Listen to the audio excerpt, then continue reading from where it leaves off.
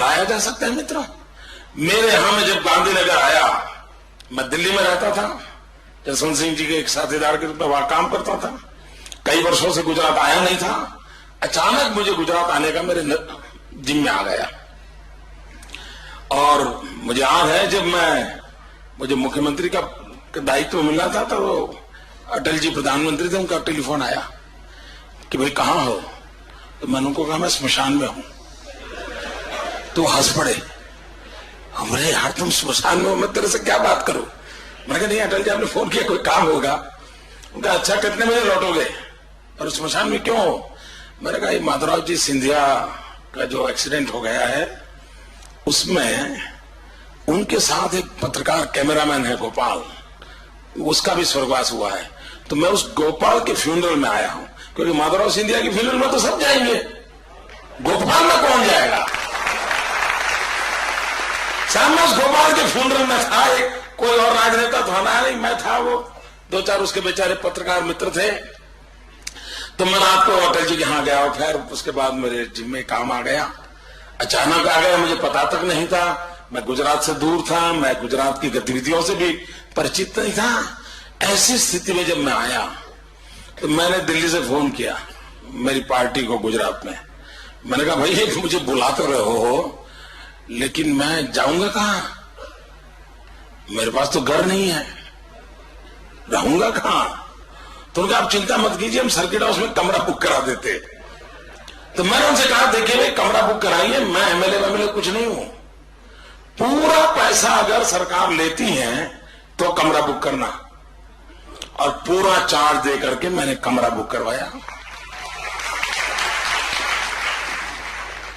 और वही जिंदगी की शुरुआत एक नए मोड़ पे आके खड़ी रही। खैर कुछ दिनों सर्किट हाउस में कमरे में रहा, बाद में शपथ समारोह हुआ, तो सरकार ने एक क्वार्टर दे दिया, वहां चला गया रहने के लिए। लेकिन जब मैं वहां सर्किट हाउस में था, अभी शपथ होना बाकी था, जितने लोग मुझे मिलते थे वो कहते थे मोदी जी अब आप आए हो, चुनाव सामने है, ये कैसे चुनाव जीतोगे, एक काम कर दो, बोले कम से कम लोग गांव में शाम को जब खाना खाते हो ना उस समय बिजली मिले इतना कर दो। मित्रों आपको जानकर के आश्चर्य होगा, गुजरात के अंदर उस समय शाम के समय भोजन के लिए बिजली उपलब्ध नहीं थी, अंधेरा रहता था। और लोग मुझे यही कहते साहब इतना कर दो। मित्रों मैं भी गांव से हूं, मैं भी गरीब परिवार से हूं, मुझे मालूम है परीक्षा के दिन होते थे और रात को बिजली चली जाती थी तो कितनी पीड़ा होती थी, उस पीड़ा को मैंने भुगता हुआ था। और मैंने तय किया कि मैं कुछ करूंगा। खैर मैं उस पर सोचने लगा। 2000 वो पहले जो साल थी उसमें तो कुछ कर नहीं पाया, लेकिन मैं जब चुन करके दोबारा आया तो मैंने अफसरों को बुलाया कि मैंने कहा भाई 24 घंटे बिजली देनी है। वो बड़ा इंटरेस्टिंग कॉरेस्पॉन्डेंस है, मेरी फाइलें देखने जैसी है। मेरी पूरी सरकार ने मना कर दिया, गुजरात में बिजली है नहीं, संभव ही नहीं है, 24 घंटे गांव में बिजली देना संभव नहीं है। रिटर्न 6 महीने तक फाइल इधर उधर चलती रही, मुख्यमंत्री चिपता रहा, अगर भाई कुछ करो। आखिरकार मैंने फैसला किया मैं करूंगा। टेक्निकल सॉल्यूशन भगवान ने मुझे सुझाया, और 1000 दिन के अंदर, मित्रों 1000 दिन के अंदर गुजरात में ज्योतिग्राम योजना के तहत 24 घंटे 3 फेज अनइंटरप्टेड पावर आज उपलब्ध है।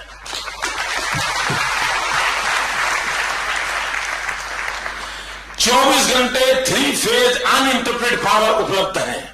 मित्रों ये 1000 दिन में 24 घंटे बिजली कैसे मिली। मैं सिर्फ ये बातें इसलिए बताना चाहता हूं कि आपको विश्वास हो कि देश बदला जा सकता है। वही मुलाजिम, वही इलेक्ट्रिसिटी कंपनियां, वही फाइल, वही दफ्तर, वही तरीके, सब कुछ वही। और मित्रों ऐसा नहीं है कि बिजली जाने वाले स्विच ऑफ कर दी थी, अब मोदी ने कह दिया तो ऑन कर दी और बिजली चल दी, ऐसा नहीं मित्रों। इस ज्योतिग्राम योजना करने के लिए 1000 दिन में 23 लाख खंभे नए डाले गए। Can you imagine? मित्रों, 1000 दिन में 23 लाख नए खंभे डालना, और मुझे खंभों की जरूरत थी बिजली के। मैंने महाराष्ट्र से पूरा माल उठा लिया, मध्य प्रदेश से उठा लिया, राजस्थान से उठा लिया। जितना मैन्युफैक्चरिंग होता था सारा मैं गुजरात में ढेर कर देता था। 1000 दिन में 23 लाख खंभे। मित्रों, 56,000 ट्रांसफॉर्मर्स। आपको मालूम होगा, आपके महाराष्ट्र में कहीं अगर एक ट्रांसफॉर्मर जल जाता होगा 2 महीने तक उसको बदलने की होती होगी, है? 4 महीने तक वो उसको उतार करके रिपेयर करके लगाते नहीं होंगे। मित्रों, मेरे यहां भी एक ट्रांसफॉर्मर अगर जल जाता था, किसान रोता था। वो इलेक्ट्रिसिटी कंपनी में जाके आरती उतारता था, प्रसाद भी चढ़ा देता था, लेकिन 45 दिन तक ट्रांसफॉर्मर चेंज नहीं होता था। उसकी फसल खत्म हो जाती थी, उसके सपने चूर चूर हो जाते थे, परिस्थिति पलटती नहीं थी। मित्रों, ऐसी व्यवस्था के भीतर भी 1000 दिन में 56,000 नए ट्रांसफॉर्मर। आप हिसाब देखिए मित्रों, और 1000 दिन में 75,000 किलोमीटर केबल।